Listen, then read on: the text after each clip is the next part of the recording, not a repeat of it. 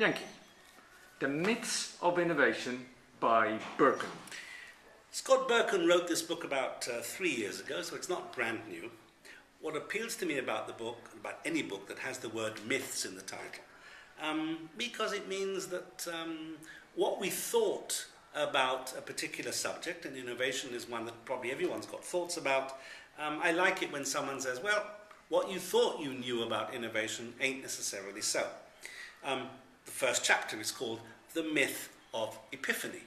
We often think that ideas come like a flash, oh my God, and we run off and we do something about it. And what he says is, no, if you're going to sit around waiting for the flash of inspiration, you might miss a lot of important byproducts of your thinking. So it's not necessarily going to come in a flash. It can be done by a hard slog as well. Another chapter, there is a method for innovation. No, says Birkin. Brainstorming is one. There are lots of ways of doing it, but don't get stuck into thinking that the only way of innovating is by you doing X, the group doing Y, sticking to rules. He said that's not the way either. I love this one. It's called People Love New Ideas. No, they don't, says Birkin. Actually, one of the biggest problems in any organization is that a new idea becomes the hardest idea to sell. So just because you're innovating doesn't mean that you're going to be Mr. or Mrs. Popularity. And it's best that you know this in advance and don't fall for the myth that everyone is just waiting for your new idea. Good ideas are hard to find.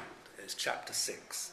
No, they're not, says Birkin. There are lots of good ideas. They're not hard to find. You need to apply yourself. Innovation doesn't happen just by sitting there, looking up in the air and waiting for inspiration. Innovation is hard work, but the ideas are there and we can find them. That's why I like this challenging this particular myth. Here's an obvious one. Your boss knows more about innovation than you. No, he doesn't, or no, she doesn't, says Birkin. Everyone could have the next big innovative idea, and that's a very empowering thought. It doesn't matter where you are in the pecking order.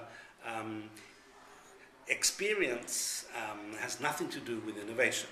You can have been in a place a long time and have no good ideas. You can turn up on the first day and notice something immediately which needs changing, and your idea could be the right one. The best ideas win. That's a lovely myth, isn't it? Isn't it wonderful to think that everything that we do is based on, well, you know, like the cream that rises to the top? Well, actually, not necessarily.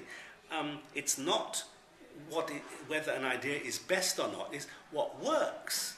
And that can be much more important sometimes than the intrinsic quality of a decision. Innovation is always good is another myth.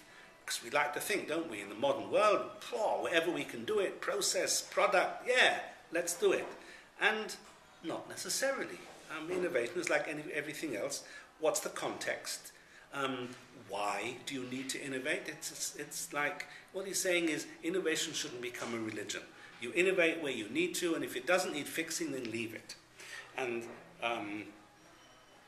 that's it. That's in a nutshell what Scott Birkin has to say. And I like it because it challenges the prevailing myths, and hopefully reading this book going to be a bit more of a wider perspective when you look at the next time you want to innovate.